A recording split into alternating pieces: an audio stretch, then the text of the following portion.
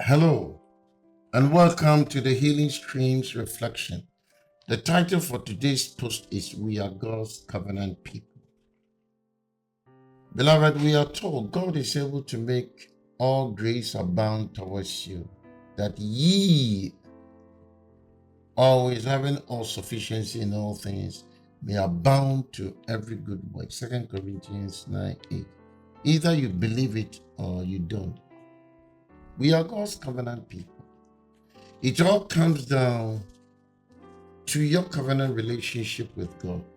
If you believe you have made a covenant with God through the precious blood of his son Jesus, then you must believe that the covenant cannot be broken. My covenant will I not break, nor alter the thing that is gone out of my lips. Psalm 89, verse 4. Beloved, the only thing that can break that covenant is your fear. That is why Jesus described what will be coming to this planet. He said, when ye shall hear of wars and commotion, be not terrified. Luke 21, verse 9. Fear not. In fact, there are 365 fear nots in the Bible, one for every day. Instead of fear, God desires faith. Either you believe God promises or you don't. You must believe his promises or you will never receive them. Once you say, I believe it, that faith in you will resist the devil. Submit yourselves, therefore, to God. Resist the devil, and he will flee from you. James 4:7. We are told to resist steadfast in faith. 1 Peter 5:9. When that happens, God will release his anointing on your life. 7 specific anointings appear in the Bible. I don't have time to explain each one in this broadcast, but let me briefly name these anointings for your own study. An anointing for the miraculous, that is the first one. 2, an anointing for deliverance. 3, an anointing for teaching. 4, an anointing for worship. 5, an anointing for war. 6, an anointing for the prophetic. And 7, an anointing for prosperity. Every anointing is different. I can sense the change in anointing when I minister, when I teach. It is one anointing. Before I pray for the sick, I can sense the anointing changing. When demonic manifestation takes place, the anointing for deliverance is different as I feel a roar of God's power in me. And I can tell you that the anointing for prosperity is real. It is for today. It is because of the covenant with God that we are told all these blessings shall come on thee and overtake thee if thou shalt hearken unto the voice of the Lord thy God. Deuteronomy chapter 28, verse 2. When you are overtaken, you are overpowered by God's blessings. That is the anointing for prosperity. Faith releases the anointing. The anointing makes all the difference in the world, and no curse can touch you. There shall be no evil before thee, neither shall any plague come nigh thy dwelling. Psalm 91, verse 10. And we are told, he shall deliver thee in 6 troubles. Yea, in 7 there shall no evil touch thee. Job chapter 5, verse 9. Why will no evil touch you? It is because of the anointing. The anointing protects you.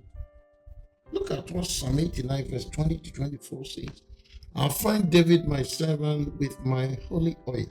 Have I anointed him, with whom my hand shall be established. My arm also shall strengthen him.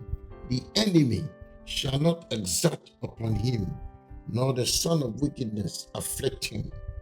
And I will beat down his foes before his face and plague them that hate him.